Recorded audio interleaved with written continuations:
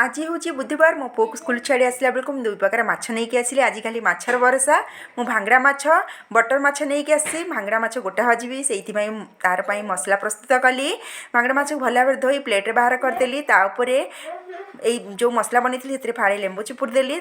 से माछ लुण हलदी पकेली से मसला को पकई भल भाव गोल 15 मिनट छाड़देवी। 15 मिनट पर मुझे माछ को भाजी एपटे बटर माछ को भाजी आलू पकई झोल करी। मत एमती भी शीघ्र शीघ्र लंच रेडी करार अच्छी कारण मो पुअर स्कूल आसबार समय हो गलानी।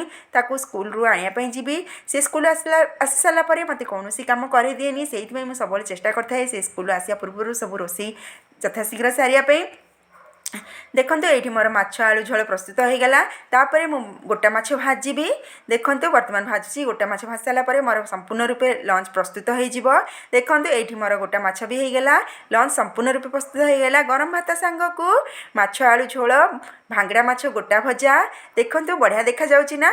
बाप पुओ सांगरे खाउचंदी मते डाकू नांती सेमाने तो सांगरे खाइले मु पछरे खाइबी।